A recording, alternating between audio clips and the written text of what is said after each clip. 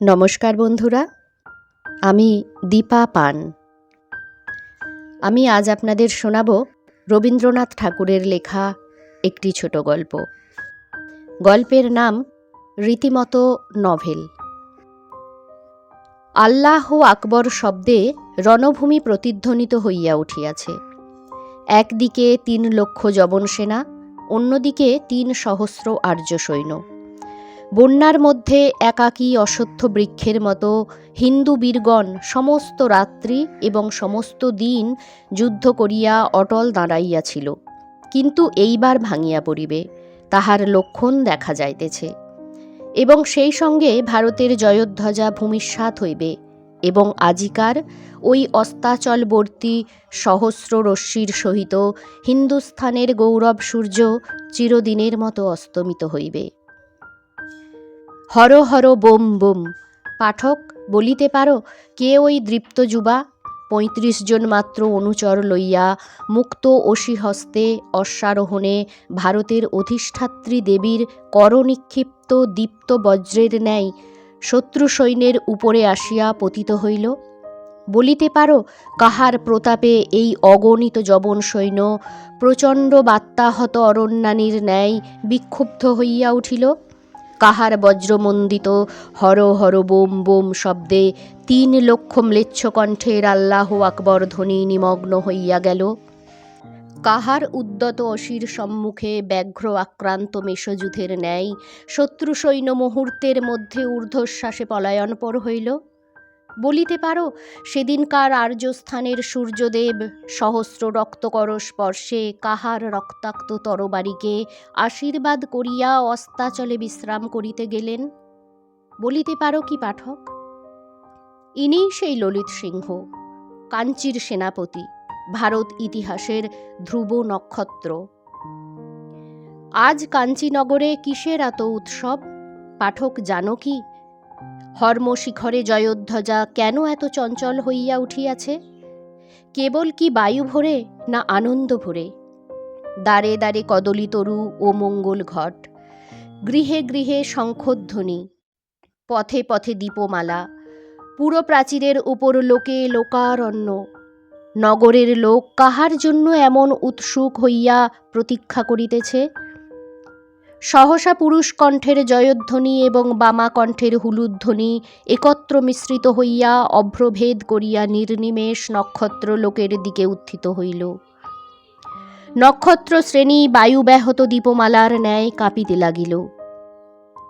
ওই যে প্রমত্ত তুরঙ্গমের উপর আরোহণ করিয়া বীরবর পুরদ্বারে প্রবেশ করিতেছেন, উহাকে চিনিয়াছ কি?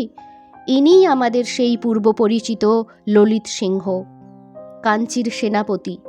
শত্রু নিধন করিয়া স্বীয় প্রভু কাঞ্চীরাজ পদতলে শত্রু রক্তাঙ্কিত খড়গ উপহার দিতে আসিয়াছেন, তাই এত উৎসব। কিন্তু এত যে জয়ধ্বনি, সেনাপতির সেদিকে কর্ণপাত নাই। গবাক্ষ হইতে পুরো ললনাগণ এত যে পুষ্পবৃষ্টি করিতেছেন, সেদিকে তাহার দৃক্পাত নাই। অরণ্যপথ দিয়া যখন ত্রিশাতুর পথিক সরোবরের দিকে ধাবিত হয়, তখন শুষ্ক পত্ররাশি তাহার মাথার উপর ঝরিতে থাকিলে তিনি কি ভ্রুক্ষেপ করেন? অধীর চিত্ত ললিত সিংহের নিকট এই অজস্র সম্মান সেই শুষ্ক পত্রের ন্যায় নীরস, লঘু ও অকিঞ্চিৎকর বলিয়া বোধ হইল। অবশেষে অশ্ব যখন অন্তঃপুর প্রাসাদের সম্মুখে গিয়া উপস্থিত হইল, তখন মুহূর্তের জন্য সেনাপতি তাহার বল্গা আকর্ষণ করিলেন।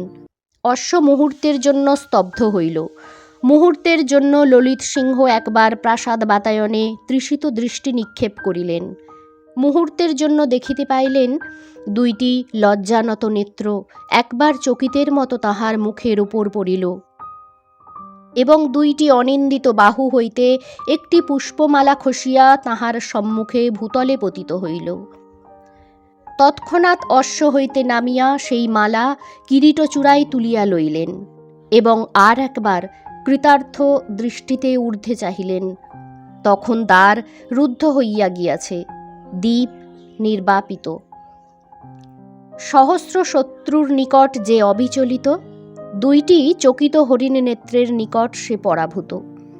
সেনাপতি বহুকাল ধৈর্যকে পাষাণ দুর্গের মতো হৃদয়ে রক্ষা করিয়া আসিয়াছেন। গতকল্য সন্ধ্যাকালে দুটি কালো চোখের সলজ্জ সসম্ভ্রম দৃষ্টি সেই দুর্গের ভিত্তিতে গিয়া আঘাত করিয়াছে, এবং এতকালের ধৈর্য মুহূর্তে ভূমিসাৎ হইয়া গিয়াছে। কিন্তু ছি ছি সেনাপতি, তাই বলিয়া কি সন্ধ্যার অন্ধকারে চোরের মতো রাজান্তপুরের উদ্যান প্রাচীর লঙ্ঘন করিতে হয়? তুমিই না ভুবন বিজয়ী বীরপুরুষ। কিন্তু যে উপন্যাস লেখে তাহার কোথাও বাধা নাই। দারীরা দ্বাররোধ করে না, অসূর্যম্পস্য রূপা রমণীরাও আপত্তি প্রকাশ করে না। অতএব এই সুরম্য বসন্ত সন্ধ্যায় দক্ষিণ বায়ু বিজিত রাজান্তপুরের নিভৃত উদ্যানে একবার প্রবেশ করা যাক।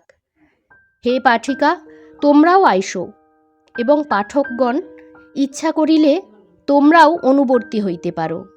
আমি অভয়দান করিতেছি। একবার চাহিয়া দেখো বকুলতলের তৃণশয্যায় সন্ধ্যা তারার প্রতিমার মতো ওই রমণীকে। হে পাঠক, হে পাঠিকা, তোমরা উহাকে জানো কি? অমন রূপ কোথাও দেখিয়াছ? রূপের কি কখনো বর্ণনা করা যায়? ভাষা কি কখনো কোনো মন্ত্র বলে এমন জীবন, যৌবন এবং লাবণ্যে ভরিয়া উঠিতে পারে? হে পাঠক, তোমার যদি দ্বিতীয় পক্ষের বিবাহ হয় তবে স্ত্রীর মুখ স্মরণ করো। হে রূপসী পাঠিকা, যে যুবতীকে দেখিয়া তুমি সঙ্গিনীকে বলিয়াছ, ইহাকে কি এমন ভালো দেখিতে ভাই, হোক সুন্দরী, কিন্তু ভাই তেমন স্ত্রী নাই, তাহার মুখ মনে করো। ওই তরু তলবর্তী রাজকুমারীর সহিত তাহার কিঞ্চিত সাদৃশ্য উপলব্ধি করিবে। পাঠক এবং পাঠিকা, এবার চিনিলে কি? উনি রাজকন্যা বিদ্যুন্মালা। রাজকুমারী কোলের উপর ফুল রাখিয়া নত মুখে মালা গাঁথিতেছেন। সহচরী কেহই নাই। গাঁথিতে গাঁথিতে এক একবার অঙ্গুলি আপনার সুকুমার কার্যে শৈথিল্য করিতেছে। উদাসীন দৃষ্টি কোন এক অতি দূরবর্তী চিন্তারাজ্যে ভ্রমণ করিয়া বেড়াইতেছে। রাজকুমারী কি ভাবিতেছেন? কিন্তু হে পাঠক, সে প্রশ্নের উত্তর আমি দিব না। কুমারীর নিভৃত হৃদয় মন্দিরের মধ্যে আজি এই নিস্তব্ধ সন্ধ্যায় কোন মর্ত্যদেবতার আরতি হইতেছে, অপবিত্র কৌতূহল লইয়া সেখানে প্রবেশ করিতে পারিব না। ওই দেখো, একটি দীর্ঘ নিঃশ্বাস পূজার সুগন্ধি ধূপধূমের ন্যায় সন্ধ্যার বাতাসে মিশাইয়া গেল, এবং 2 ফোঁটা অশ্রুজল দুটি সুকোমল কুসুম কোরকের মতো অজ্ঞাত দেবতার চরণের উদ্দেশ্যে খসিয়া পড়িল। এমন সময় পশ্চাৎ হইতে একটি পুরুষের কণ্ঠ গভীর আবেগ ভরে কম্পিত রুদ্ধস্বরে বলিয়া উঠিল, রাজকুমারী। রাজকন্যা সহসা ভয়ে চিৎকার করিয়া উঠিলেন। চারিদিক হইতে প্রহরী ছুটিয়া আসিয়া অপরাধীকে বন্দী করিল। রাজকন্যা তখন পুনরায় সসঙ্গ হইয়া দেখিলেন সেনাপতি বন্দী হইয়াছেন। এই অপরাধে প্রাণদণ্ডই বিধান। কিন্তু পূর্বোপকার স্মরণ করিয়া রাজা তাহাকে নির্বাসিত করিয়া দিলেন।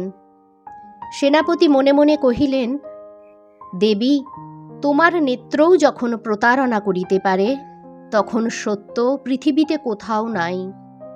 আজ হইতে আমি মানবের শত্রু। একটি বৃহৎ দস্যুদলের অধিপতি হইয়া ললিত সিংহ অরণ্যে বাস করিতে লাগিলেন। হে পাঠক, তোমার আমার মতো লোক এইরূপ ঘটনায় কি করিত? নিশ্চয়ই যেখানে নির্বাসিত হইত সেখানে আর একটা চাকরির চেষ্টা দেখিত, কিংবা একটা নূতন খবরের কাগজ বাহির করিত। কিছু কষ্ট হইত সন্দেহ নাই, সে অন্যাভাবে। কিন্তু সেনাপতির মতো মহৎ লোক, যাহারা উপন্যাসে সুলভ এবং পৃথিবীতে দুর্লভ, তাহারা চাকরিও করে না, খবরের কাগজও চালায় না। তাহারা যখন সুখে থাকে তখন এক নিঃশ্বাসে নিখিল জগতের উপকার করে, এবং মনোবাঞ্ছা তিলমাত্র ব্যর্থ হইলেই আরক্ত লোচনে বলে, রাক্ষসী পৃথিবী, পিশাচ সমাজ, তোদের বুকে পা দিয়া আমি ইহার প্রতিশোধ লইব বলিয়া তৎক্ষণাৎ দস্যু ব্যবসায় আরম্ভ করে। এইরূপ ইংরেজি কাব্যে পড়া যায় এবং অবশ্যই এ প্রথা রাজপুতদের মধ্যে প্রচলিত ছিল। দস্যুর উপদ্রবে দেশের লোক ত্রস্ত হইয়া উঠিল, কিন্তু এই অসামান্য দস্যুরা অনাথের সহায়, দরিদ্রের বন্ধু, দুর্বলের আশ্রয়, কেবল ধনী উচ্চকুলজাত সম্ভ্রান্ত ব্যক্তি এবং রাজকর্মচারীদের পক্ষে কালান্তক জম। ঘোর অরণ্য, সূর্য অস্ত প্রায়, কিন্তু বনচ্ছায়ায় অকাল রাত্রির আবির্ভাব হইয়াছে। তরুণ যুবক অপরিচিত পথে একাকী চলিতেছে, সুকুমার শরীর পথশ্রমে ক্লান্ত, কিন্তু তথাপি অধ্যবসায়ের বিরাম নাই। কটি দেশে যে তরবারি বদ্ধ রহিয়াছে তাহারই ভার দুঃসহ বোধ হইতেছে। অরণ্যে লেশমাত্র শব্দ হইলেই ভয়প্রবণ হৃদয় হরিণের মতো চকিত হইয়া উঠিতেছে, কিন্তু তথাপি এই আসন্ন রাত্রি এবং অজ্ঞাত অরণ্যের মধ্যে দৃঢ় সংকল্পের সহিত অগ্রসর হইতেছে। দস্যুরা আসিয়া দস্যুপতিকে সংবাদ দিল, মহারাজ, বৃহৎ শিকার মিলিয়াছে, মাথায় মুকুট, রাজবেশ, কোটি দেশে তরবারি। দস্যুপতি কহিলেন, তবে এ শিকার আমার, তোরা এখানেই থাক। পথিক চলিতে চলিতে সহসা একবার শুষ্ক পত্রের খসখস শব্দ শুনিতে পাইল। উৎকণ্ঠিত হইয়া চারিদিকে চাহিয়া দেখিল, সহসা বুকের মাঝখানে তীর আসিয়া বিঁধিল। পান্থ মা বলিয়া ভূতলে পড়িয়া গেল। দস্যুপতি নিকটে আসিয়া জানু পাতিয়া নত হইয়া আহতের মুখের দিকে নিরীক্ষণ করিলেন। ভূতলশায়ী পথিক দস্যুর হাত ধরিয়া কেবল একবার মৃদুস্বরে কহিল, ললিত।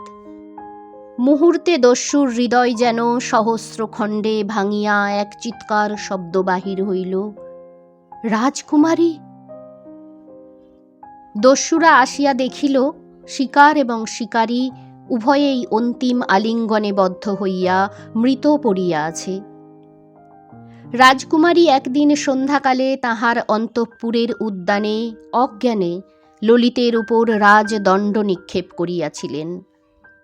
ললিত আর একদিন সন্ধ্যাকালে অরণ্যের মধ্যে অজ্ঞানে রাজকন্যার প্রতি স্বর নিক্ষেপ করিল।